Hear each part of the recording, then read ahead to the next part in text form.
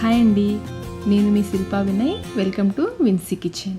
ఈరోజు మనం సంక్రాంతి పండగకి ఎంతో ఈజీగా చేసుకోగలిగే 4 రకాల పిండి వంటలు చూద్దాము. కజ్జికాయలు, నోట్లో వెనలా కరిగిపోయే సగ్గుబియ్యం చెక్కలు, శనగపిండి లేకుండా చేసుకునే కరకరలాడే జంతికలు, పక్కా కొలతలతో అరిసెలు. ముందైతే మనం ఎంతో టేస్టీగా క్రిస్పీగా ఉండే కజ్జికాయల రెసిపీ చూద్దాము. ముందుగా మిక్సింగ్ బౌల్లోకి 1 కప్పు మైదా పిండి వేసుకోవాలి. మీరు కావాలంటే సగం మైదా సగం గోధుమ పిండి కూడా వేసుకోవచ్చు. అలాగే 1 టేబుల్ స్పూన్ సూజీ రవ్వ, బొంబాయి రవ్వ అంటారు కదా, ఉప్మా రవ్వ, అది వేసుకోవాలి. 2 చిటికెల ఉప్పు కూడా వేసి ఒకసారి బాగా కలుపుకోవాలి. ఇలా బాగా కలుపుకొని ఇందులో 1 టేబుల్ స్పూన్ నెయ్యి కానీ నూనె కానీ బాగా వేడి చేసుకుని వేసుకోవాలి. ముందు స్పూన్తో కలుపుకోండి, నెయ్యి వేడిగా ఉంటుంది కదా. ఇలా ఒకసారి కలిపేసుకుని తర్వాత చేత్తో బాగా రబ్ చేస్తూ 2 నిమిషాల పాటు బాగా కలుపుకోవాలి. పిండిని ఇలా కలపడం వల్ల కజ్జికాయలు బాగా క్రిస్పీగా వస్తాయండి. అలాగే పిండి బాగా కలిపిన తర్వాత కొంచెం పిండిని ఇలా ప్రెస్ చేసి చూడండి. మీకు ముద్దలాగా వచ్చింది అంటే మనం వేసిన నెయ్యి కరెక్ట్గా సరిపోయినట్లు. ఇప్పుడు దీంట్లో కొంచెం నీళ్లు పోసుకుంటూ పిండిని కొంచెం గట్టిగా కలుపుకోవాలి. పిండిని గట్టిగా కలుపుకోవడం వల్ల కజ్జికాయలు బాగా క్రిస్పీగా వస్తాయి. మనం తీసుకున్న 1 కప్పు మైదా పిండికి 15 కజ్జికాయలు వస్తాయండి. దానికి తగ్గట్టుగా మీకు కావలసినంత పిండిని కలుపుకోండి. పిండిని చూడండి, ఈ విధంగా గట్టిగా కలుపుకోవాలి. పిండి ఆరిపోకుండా చేతికి కొంచెం నెయ్యి కానీ నూనె కానీ రాసుకొని ఈ పిండికి అప్లై చేసేసి ఒక బాక్స్లో పెట్టి మూత పెట్టేసి 15 నుంచి 20 నిమిషాల పాటు పిండిని నాననివ్వాలి. పిండి నానేలోపు మనం స్టఫింగ్ని తయారు చేసుకుందాము. మనం మైదాపిండి ఏ కప్పుతో తీసుకున్నామో అదే కప్పుతో 1/2 కప్పు నువ్వులు వేసుకుని లో టు మీడియం ఫ్లేమ్లో ఇవి చిటపట్లాడేంత వరకు వేయించుకోవాలి. చూడండి, నువ్వులు చక్కగా వేగాయి కదా. ఇప్పుడు వీటిని ఒక ప్లేట్లోకి తీసుకుని పూర్తిగా చల్లారనివ్వాలి. అలాగే 1/2 కప్పు పల్లీలు కూడా వేసుకుని లో టు మీడియం ఫ్లేమ్లో కలుపుకుంటూ వేయించుకోవాలి. పల్లీలు కూడా చక్కగా వేగిన తర్వాత స్టవ్ ఆఫ్ చేసేసుకుని వీటిని ఒక ప్లేట్లోకి తీసుకుని పూర్తిగా చల్లారనివ్వాలి. నువ్వులు పూర్తిగా చల్లారిన తర్వాత మిక్సీ జార్లోకి వేసుకోవాలి. వేడి మీద వేసారంటే ముద్దగా అయిపోతాయండి. చల్లారిన తర్వాత వేసుకోవాలి. అలాగే 3 యాలకులు కూడా వేసి మధ్య మధ్యలో ఆపుకుంటూ పొడిగా గ్రైండ్ చేసుకోవాలి. చూడండి, ఈ విధంగా పొడిగా ఉండాలి. ఇలా గ్రైండ్ చేసుకున్న నువ్వుల పొడిని ఒక గిన్నెలోకి వేసి పక్కన పెట్టేసుకోండి.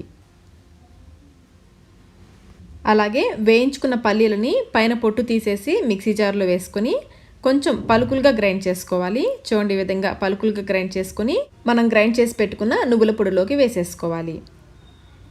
ఇందులో 1/2 కప్పు బెల్లాన్ని బాగా మెత్తగా పౌడర్ లాగా దంచుకొని వేసుకొని కలుపుకోవాలి. బెల్లం, పల్లీలు, నువ్వులు 3 సమానంగా వేసుకోవాలండి. కలిపేసుకొని మళ్ళీ మిక్సీ జార్లో వేసి 1 లేదా 2 పల్సెస్ ఇస్తే సరిపోతుందండి. మరి ఎక్కువ గ్రైండ్ చేసేసారంటే ముద్దగా అయిపోతుంది. మధ్య మధ్యలో ఆపుకుంటూ 1 లేదా 2 పల్స్ ఇస్తే సరిపోతుంది. ఇలా గ్రైండ్ చేయడం వల్ల బెల్లం కూడా ఇందులో బాగా కలిసిపోయి చక్కగా పొడిగా వస్తుంది. మీరు ఎక్కువసేపు గ్రైండ్ చేసేసారంటే ముద్దగా అయిపోతుంది. ఇలా గ్రైండ్ చేసుకుని దీంట్లో 2 టేబుల్ స్పూన్ల ఎండు కొబ్బరి తురుము వేసుకోవాలి. ఈ కొబ్బరి తురుము కూడా ఇందులో బాగా కలిసేలాగా కలుపుకోవాలి. మనకి కజ్జికాయలోని స్టఫింగ్ రెడీ అయిపోయింది. ఇప్పుడు మనం కజ్జికాయలని చేసేసుకుందాము. పిండి కూడా చూడండి చక్కగా నానింది. 2 నిమిషాల పాటు బాగా మద్దన చేసుకోవాలి. బాగా కలుపుకున్న తర్వాత చిన్న బాల్స్ లాగా చేసుకోవాలి. నేనైతే మొత్తం 10 బాల్స్ చేశాను ఈ పిండితో. ఇవి ఆరిపోకుండా మూత పెట్టేసి పక్కన పెట్టేసుకోవాలి. ఇప్పుడు మనం వీటిని చపాతీలాగా రోల్ చేసుకోవాలి. కొంచెం మైదా పిండిని చల్లుకుంటూ మరీ పల్చగా కాకుండా అలాని మరీ మందంగా కాకుండా రోల్ చేసుకోవాలి. చూడండి, ఈ విధంగా ఉండాలి. మరి పల్చగా ఉండకూడదు, అలాని మరీ లావుగా కూడా ఉండకూడదు. కజ్జికాయలు చెక్కలు లేని వాళ్ళు ఈ విధంగా చేసుకోండి. ఒక బాక్స్ మూతను తీసుకుని రౌండ్గా కట్ చేసేసుకోవాలి. ఇలా వచ్చిన ఎక్స్ట్రా పిండిని ఎప్పటికప్పుడు బాక్స్లో పెట్టేసుకుంటూ ఉండండి, లేదంటే పిండి ఆరిపోతుంది. చూడండి, చక్కగా రౌండ్గా వచ్చింది కదా. ఇప్పుడు దీంట్లో 1.5 టేబుల్ స్పూన్ మనం తయారు చేసుకున్న నువ్వుల పొడిని వేసుకోవాలి. ఈ పొడి అంచుల మీదకి రాకుండా మధ్యలోకి వేసుకోండి. ఒకవేళ ఇలా కొంచెం అంచుల పైనకి వచ్చింది అనుకోండి, మధ్యలోకి ఇలా అడ్జస్ట్ చేసేసుకోండి. పిండి అంచుల మీద లేకుండా, ఈ పొడి అంచుల మీదకి లేకుండా చూసుకోవాలి. అంచుల్ని ఈ విధంగా నీళ్ళతో లైట్గా తడుపుకోవాలండి. మరి ఎక్కువ కాదు, కొంచెం చేతికి కొంచెం నీళ్ళు అద్దుకుని అంచులంతా అప్లై చేసుకోవాలి. ఇప్పుడు నిదానంగా క్లోజ్ చేసుకోవాలి. ఇవి 2 కొంచెం అతుక్కునేలాగా వేలుతో ప్రెస్ చేయండి. తర్వాత ఈ విధంగా ఫోక్తో కొంచెం డిజైన్ లాగా వేసుకోవచ్చు. నీళ్ళు అద్దుకోవడం వల్ల మనం కజ్జికాయలు ఆయిల్లో ఫ్రై చేస్తున్నప్పుడు విడిపోకుండా ఉంటాయి. చూడండి ఎంత చక్కగా వచ్చిందో కదా, చెక్క లేకపోయినా కానీ, కజ్జికాయల చెక్క లేకపోయినా కానీ. ఇప్పుడు మనం కజ్జికాయల చెక్కతో ఎలా తయారు చేసుకోవాలో చూద్దాం. ఈ కజ్జికాయల చెక్కల్ని ముందు కొంచెం మైదా పిండితో డస్టింగ్ చేసుకోవాలి. ప్రతిసారి అవసరం లేదండి, 2-3 ఒకసారి చేసుకుంటే సరిపోతుంది. ఈ ఎక్స్ట్రా పిండిని తీసేసుకోవాలి. ఇప్పుడు దీనిపైన మనం తయారు చేసుకున్న చపాతీని ఉంచి దీంట్లో కూడా 1½ టేబుల్ స్పూన్ నువ్వుల పొడిని వేసుకోవాలి. మీరు తీసుకునే చెక్క సైజుని బట్టి ఇందులో ఈ పొడిని సరిపడా వేసుకోండి. అలాగే అంచుల్ని కూడా కొంచెం నీళ్ళతో తడుపుకోవాలి. ఈ పొడి అంచుల మీదకి రాకుండా క్లోజ్ చేసుకోవాలి. అంచుల మీదకి వచ్చిందనుకోండి, మనం నూనెలో వేసినప్పుడు విడిపోతాయి కజ్జికాయలు. గట్టిగా ప్రెస్ చేసేసి ఈ ఎక్స్ట్రా పిండిని తీసేసుకోవాలి. ఈ ఎక్స్ట్రా పిండిని ఎప్పటికప్పుడు బాక్స్లోకి పెట్టేసుకోండి, లేదంటే పిండి డ్రై అయిపోతుంది. చూడండి చక్కగా వచ్చిందో కదా. ఈ ఎక్స్ట్రా తోకల్లాగా ఉన్నాయి చూడండి, వీటిని కొంచెం కట్ చేసుకుంటే కజ్జికాయ చూడడానికి బాగుంటుంది. ఇదే విధంగా మిగిలినవన్నీ చేసుకోవాలి. మొత్తం ఇక్కడ నాకు 15 కజ్జికాయలు వచ్చాయండి. ముందు మనం 10 చేసాం కదా, ఎక్స్ట్రా పిండితో మరొక 5 చేశాను. పిండి లోపల స్టఫింగ్ కూడా ఏమీ మిగలలేదండి, కరెక్ట్గా సరిపోయింది. ఇవి ఆరిపోకుండా ఒక క్లాత్తో కవర్ చేసేసి పక్కన పెట్టేసుకోండి.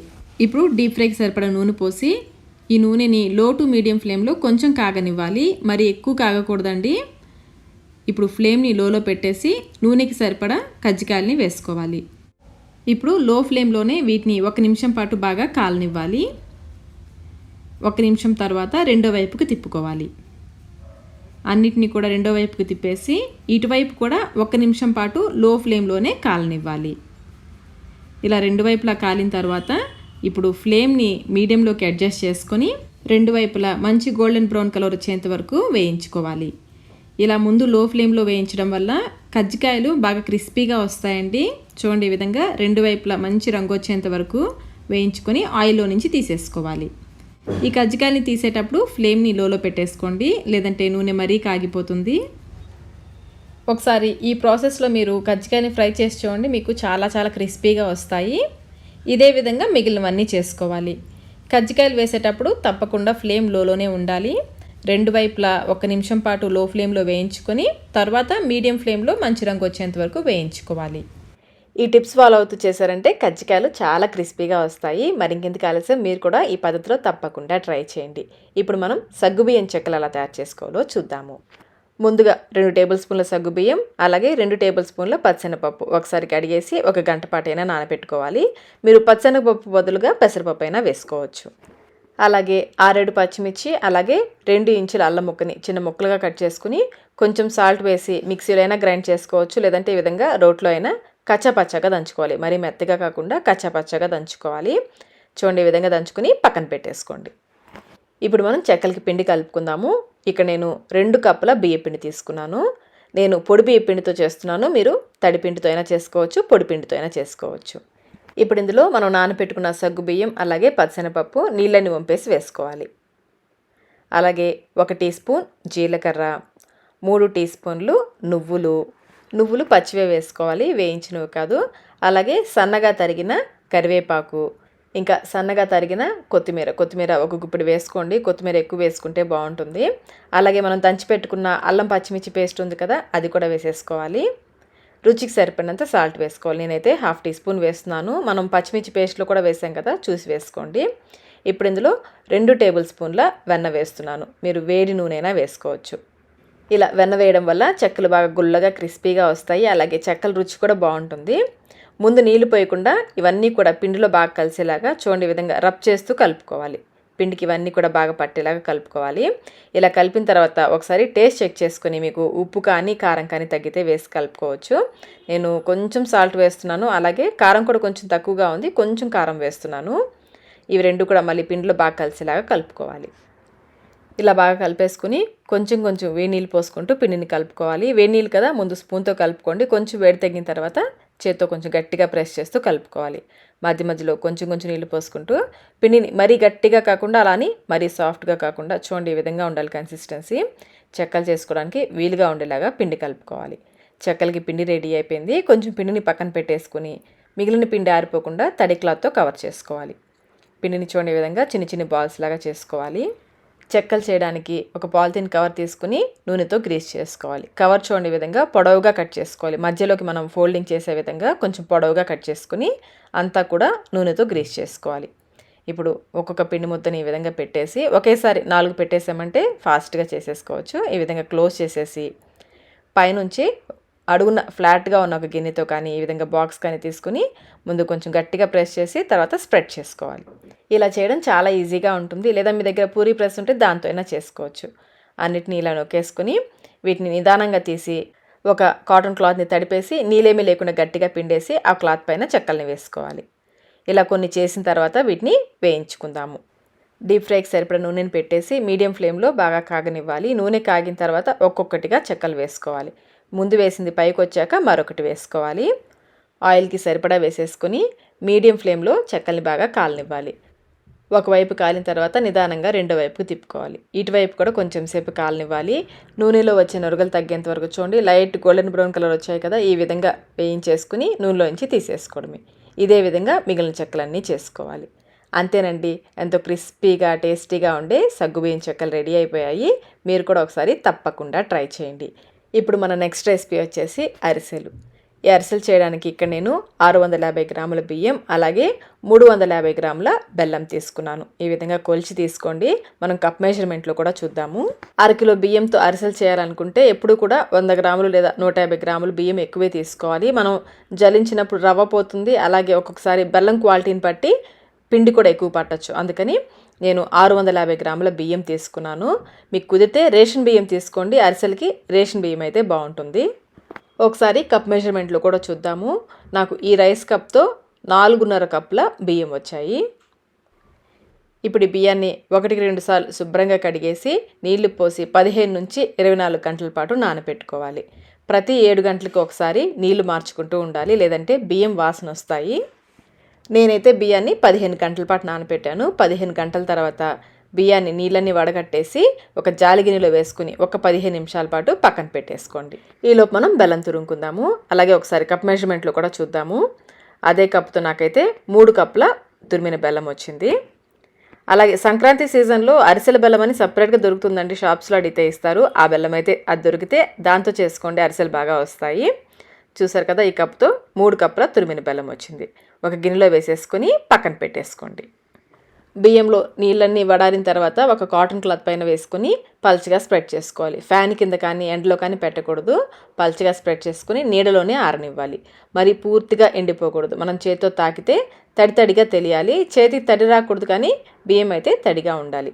ఈ విధంగా తడి బియ్యాన్ని ఆరబెట్టేసుకొని అంతా ఒక దగ్గరగా తెచ్చేసుకొని కొంచెం కొంచెం ఈ బియ్యాన్ని మిక్సీ జార్లో వేసి గ్రైండ్ చేసుకోవాలి. జార్లో మరి నిండుగా కాకుండా సగం వరకే వేసుకుంటే పిండి చక్కగా పడుతుంది. మధ్య మధ్యలో ఆపుకుంటూ పిండిని బాగా మెత్తగా గ్రైండ్ చేసుకోవాలి. మిగిలిన బియ్యం ఆరిపోకుండా ఈ విధంగా క్లోజ్ చేసేసుకోవాలి. గ్రైండ్ చేసుకున్న పిండిని జల్లించడానికి ఈ విధంగా పిండి జల్లెడని వాడాలి. పిండి బాగా మెత్తగా వస్తుంది ఈ జల్లెడలో అయితే. అరిసెలకి పిండి బాగా మెత్తగా ఉండాలి. గ్రైండ్ చేసుకున్న పిండిని జల్లెడ పట్టుకోవాలి. జల్లెడ పట్టేసి పిండి ఆరిపోకుండా ఎప్పటికప్పుడు చేత్తో నొక్కి పెడుతూ ఉండాలి. పిండిని మనం ఒకసారి పట్టుకొని చూస్తే బాగా మెత్తగా ఉండాలి పిండి. ఆ విధంగా ఉంటేనే అరిసెలు చక్కగా వస్తాయి. పిండి జల్లించగా మిగిలిన రవ్వని మళ్ళీ మిక్సీ జార్లోకి వేసుకోవాలి. దీంతో పాటుగా మరికొంచెం బియ్యం కూడా వేసుకొని గ్రైండ్ చేసుకోవాలి. ఈ విధంగా మిగిలిన బియ్యం అన్నీ కూడా గ్రైండ్ చేసుకోవాలి. అలాగే బియ్యం ఆరిపోకుండా క్లాత్తో కవర్ చేసుకుంటూ ఉండాలి. ఈ విధంగా పిండి పట్టేసుకొని చివరిగా మిగిలిన రవ్వని పక్కన పెట్టేసుకోండి. నాకైతే ఇంత రవ్వ మిగిలింది. ఇప్పుడు ఈ రవ్వని నేను పక్కన పెట్టేస్తున్నాను. అలాగే పిండి ఆరిపోకుండా చూడండి, ఈ విధంగా చేత్తో బాగా నొక్కి పెట్టేసి పైనుంచి క్లాత్తో కవర్ చేసుకోవాలి. ఇప్పుడు మనం అరిసెలకి పాకం పట్టుకుందాము. మనం కొలిచి పెట్టుకున్న బెల్లంలో 1/2 కప్పు నీళ్లు పోసి బెల్లాన్ని కరిగించుకోవాలి. బెల్లం పూర్తిగా కరిగిన తర్వాత స్టవ్ ఆఫ్ చేసేసుకుని ఇప్పుడు స్టవ్ పైన అడుగు మందం కల ఒక గిన్నె పెట్టేసుకుని దాంట్లోకి ఈ బెల్లం నీళ్ళని ఫిల్టర్ చేసుకోవాలి. నలకలు ఏమైనా ఉంటే పోతాయి. మీడియం ఫ్లేమ్లో లేత ఉండపాకం వచ్చేంత వరకు ఉడికించుకోవాలి. మధ్య మధ్యలో పాకం వచ్చిందో లేదో చెక్ చేసుకుంటూ ఉండాలి. ఒక చిన్న ప్లేట్లో నీళ్లు పోసి ఆ నీళ్ళల్లో ఈ పాకం వేసి చూడాలి. ఇంకా మనకి పాకం రాలేదు. మరొక 2-3 నిమిషాల పాటు ఉడికించుకుందాము. మధ్య మధ్యలో పాకం అయితే చెక్ చేసుకుంటూ ఉండాలి. చూడండి, నీళ్ళల్లో మనం పాకం వేసి చూస్తే ఈ విధంగా బాల్ లాగా రావాలి, సాఫ్ట్ బాల్ లాగా రావాలి. ఇలా వచ్చింది అంటే పాకం కరెక్ట్గా వచ్చినట్లు. చూస్తున్నారు కదా, ఈ విధంగా సాఫ్ట్ బాల్ లాగా ఉండాలి. ఇప్పుడు వెంటనే స్టవ్ ఆఫ్ చేసేసుకొని 1/2 టీ స్పూన్ యాలకుల పొడి, అలాగే పావు కప్పు పచ్చి నువ్వులు, వేయించినవి కాదు పచ్చి నువ్వులే పావు కప్పు వేసుకుని ఒకసారి కలుపుకోవాలి. ఇప్పుడు ఇందులో మనం తయారు చేసుకున్న తడిపిండిని కొంచెం కొంచెం వేసుకుంటూ కలుపుకోవాలి. స్టార్టింగ్లో అయితే 2 గరిటెలు వేసుకోండి. ముందు వేసిన పిండి పాకంలో బాగా కలిసిన తర్వాత మరి కొంచెం పిండి వేసుకోవాలి. ఉండలేమి లేకుండా బాగా కలుపుకోవాలి. ఒకేసారి ఎక్కువ పిండి వేసి కలుపుకోవద్దు. 2 గరిటెలు వేసుకుంటూ పిండి బాగా కలిసిన తర్వాత మరి కొంచెం పిండి వేసుకోవాలి. పిండి చూడండి ఈ విధంగా కొంచెం గట్టిపడిన తర్వాత ఒక్కొక్క గరిటెడు పిండి వేసుకుంటూ కలుపుకోవాలి. బెల్లం క్వాలిటీని బట్టి పిండి కొంచెం ఎక్కువ కానీ తక్కువ కానీ పట్టొచ్చు. పిండి కన్సిస్టెన్సీ చూడండి ఈ విధంగా కొంచెం పలచగా ఉండేలాగా కలుపుకోవాలి. నాకైతే ఇంత పిండి మిగిలింది. చివరిగా ఇందులో 1 టేబుల్ స్పూన్ నెయ్యి వేసి నెయ్యి అంతా కూడా పిండిలో బాగా కలిసేలాగా కలుపుకోవాలి. వేడి మీద పిండి కొంచెం పలచగానే అనిపిస్తుంది, ఆరితే కొంచెం చిక్కబడుతుంది. ఇలా కలిపేసుకుని మళ్ళీ పైనుంచి ఒక 1/2 టీ స్పూన్ నెయ్యి వేసేసి పిండి ఆరిపోకుండా స్ప్రెడ్ చేసుకోవాలి. అరిసెలకి పిండి రెడీ అయిపోయింది. మూత పెట్టేసి పక్కన పెట్టేసుకోండి. ఇప్పుడు డీప్ ఫ్రైకి సరిపడా నూనెని పెట్టి మీడియం ఫ్లేమ్లో నూనెని బాగా కాగనివ్వాలి. నూనె కాగిన తర్వాత కొంచెం పిండిని తీసుకుని ఈ విధంగా అరిసెలాగా చేసి వేసి చూస్తే మనకి విరిగిపోకుండా చక్కగా వచ్చింది అంటే మనం తయారు చేసిన అరిసెల పిండి కరెక్ట్గా వచ్చినట్లు. ఇప్పుడు దీన్ని తీసి పక్కన పెట్టేసుకుని అరిసెల్ని కాల్చేసుకుందాము. అరిసెలు చేయడానికి బటర్ పేపర్ కానీ పాలిథిన్ కవర్ కానీ తీసుకుని కొంచెం పిండిని తీసుకుని మిగిలిన పిండి ఆరిపోకుండా ఎప్పటికప్పుడు మూత పెట్టేసుకుంటూ ఉండాలి. చేతికి కొంచెం నెయ్యి కానీ నూనె కానీ రాసుకుని మరీ మందంగా కాకుండా మరీ పలుచగా కాకుండా ఈ విధంగా ఒత్తుకోవాలి. నిదానంగా నూనెలో వేసేసుకుని మీడియం ఫ్లేమ్లో బాగా కాలనివ్వాలి. ఒకవైపు కాలిన తర్వాత నిదానంగా రెండో వైపు తిప్పుకోవాలి.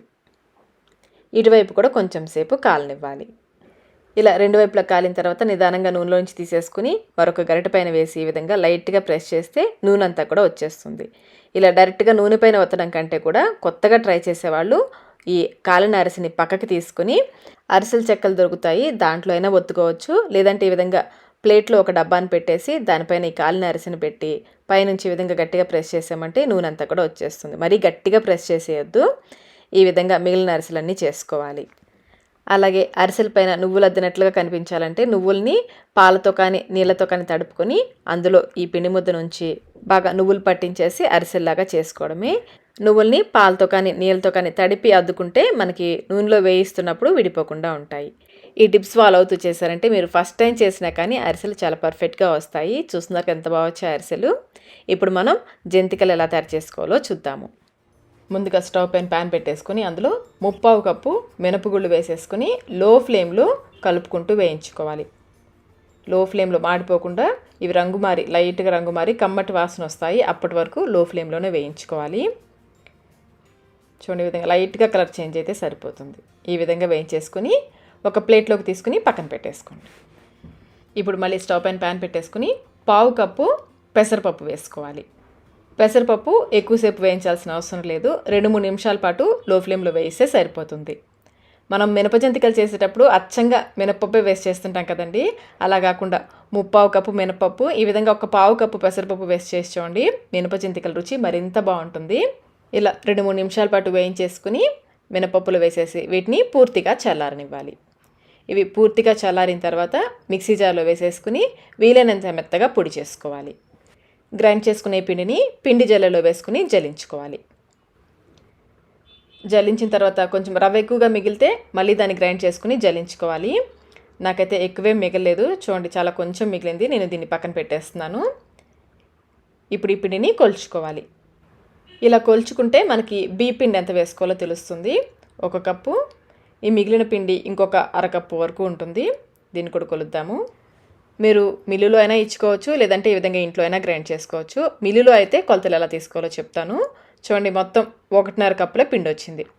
దీన్ని పక్కన పెట్టేసుకోండి. ప్రతి కప్పు పిండికి 4 కప్పుల బియ్య పిండి వేసుకోవాలి. మనకి 1.5 కప్పుల గ్రైండ్ చేసిన పిండి వచ్చింది కదా, 1 కప్పుకి 4 కప్పులు, 1/2 కప్పుకి 2 కప్పులు, మొత్తం 6 కప్పుల బియ్య పిండి వేసుకోవాలి.